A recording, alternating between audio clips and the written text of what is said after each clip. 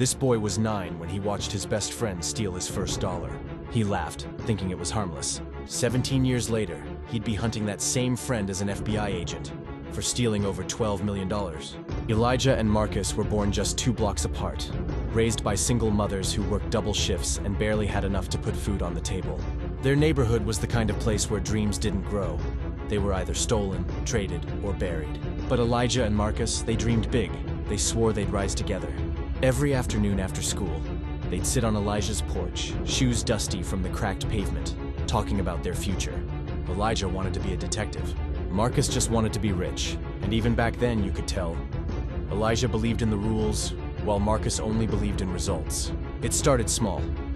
At age 14, Marcus figured out how to fake surveys online to earn gift cards. Then it escalated. Fake concert tickets, hacked student accounts, small PayPal scams. Elijah didn't know the half of it. He only saw a kid who was good with computers, maybe a little too clever, but still his brother. And Marcus always said the same thing. It's not much, nobody gets hurt, but someone always did. And Elijah just hadn't seen it yet. By 17, Elijah was accepted into a scholarship program that would eventually lead him to Quantico. Marcus, though, was already deep in the game. Drop services, stolen credit card numbers, reshipping scams. He had burner phones, VPNs, fake IDs. His bedroom looked like a hacker's lab. But he kept it quiet, even lied to Elijah's face. Said he was doing deliveries, said he was saving up for a car, said he'd changed. But people in the neighborhood knew. Whispers got loud. And when a classmate lost their entire college savings to a scam that traced back to an anonymous local IP address, Elijah began to suspect. But he didn't want to believe it. Not Marcus. Not the kid who gave him half his sandwich when he had none. Not the kid who took the blame when Elijah broke Miss Jenkins' window. Then came the moment everything shifted. Elijah, now a 22-year-old intern at the FBI's cyber division, was tasked with analyzing a suspicious string of wire transfers connected to an emerging fraud ring. At first, the names meant nothing, just numbers and accounts. But then one alias appeared again and again, Jay Carter. Elijah's jaw clenched. He knew that name. Not from the streets, but from childhood. Marcus's late uncle, the same man Marcus swore he was named after. At first, he told himself it was coincidence. Maybe someone else used the name, but he couldn't shake the feeling, so he dug deeper. He pulled up one of the shell company registration addresses tied to the scam, and what he saw made his blood run cold. The address was just 2 blocks from where they grew up, right behind the corner store they used to steal gum from as kids. Elijah didn't sleep that night, because deep down he already knew. And when he opened Marcus's Instagram the next morning and saw him posing in front of a Mercedes with a caption that read, "It's not much, but it's honest work," he felt something break inside. It was no longer suspicion, it was confirmation. But here's the twist. Elijah couldn't tell anyone yet. He was too close to it. If he reported Marcus now, he'd risk compromising the entire investigation. So instead, he waited. He gathered everything quietly, acting like nothing was wrong. Even picked up the phone when Marcus called, laughing like old times, asking when they'd link up again. And the FBI? They were already preparing a full sting. Because what started as small-time fraud had now grown into something international. Marcus wasn't working alone anymore, and Elijah was about to find out just how far gone his best friend had become. 3 weeks after discovering Marcus's alias, Elijah sat quietly in a federal surveillance van, watching a warehouse on the edge of Newark. Inside, a known scammer was operating a call center, not for customer service, but for manipulating the elderly into giving up their savings. The operation was tied to the same shell companies Marcus had helped build. Elijah's heart pounded as agents listened in on a burner call. The voice on the other end sounded familiar, cool, confident, unapologetically smooth. It was Marcus. He wasn't just a runner anymore. He was calling the shots. Back at HQ, Elijah was pulled into a side room by Agent Rosario, one of the toughest cybercrime leads in the Bureau. "You recognize this voice?" she asked, playing back a distorted clip. Elijah hesitated. The room was silent. Then he nodded slowly. "Yes, his name is Marcus Ward. I've known him since I was a kid." The moment he said it, everything changed. Rosario looked at him sharply. "You sure?" Elijah nodded again, this time firmer. There was no turning back. That nod was more than confirmation. It was betrayal. Betrayal of the kid who once gave him a birthday card with his last dollar inside. From that day on, Elijah was pulled off the main task force and reassigned to assist quietly, too close to the suspect to stay front line. But unofficially, he became their key asset. The one who knew Marcus's mind better than anyone else. They gave him access to case files, voice samples, money trail maps. What he saw crushed him. Marcus wasn't just dabbling in scams anymore. He was running ghost companies out of 5 countries, laundering money through charities, and working with a shadowy figure named Red, an Eastern European fixer known for helping digital criminals disappear. And yet Marcus still texted Elijah like nothing had changed. Memes, old photos. Even a, "You remember this?" photo of them as kids, dressed in makeshift superhero costumes. Elijah almost didn't respond, but the mission depended on it. So he replied with a laugh emoji and a promise to catch up soon. Meanwhile, the FBI prepared the net. A global raid was being scheduled, but there was a problem. They couldn't locate Marcus's exact position. He was moving between Airbnbs, switching IPs like second nature, using people he trusted as decoys. Elijah knew Marcus well enough to guess what he was doing. Testing loyalty. Looking for cracks? Marcus had always been smart. But now he was paranoid too. Then came the call that twisted the knife. Elijah's mother rang him at 6 a.m., crying. She'd just received a call from Social Security, telling her she owed back taxes and needed to verify her bank details. Elijah's stomach dropped. It was one of Marcus's oldest scam scripts. He knew every line, and somehow it had reached his own mother. That was the day Elijah stopped seeing Marcus as his brother, and started seeing him as a criminal. Fueled by fury, he dove deeper into the investigation. One breakthrough led to another. A warehouse in Atlanta raided. 2 accomplices arrested. Bank account frozen. Bit by bit, the empire Marcus built was crumbling. But Marcus didn't flinch. He posted more often, flaunted more cash, even uploaded a video from Dubai, holding a cigar, with the caption, "All this? It's not much." Elijah's jaw clenched every time he saw that phrase. It's not much.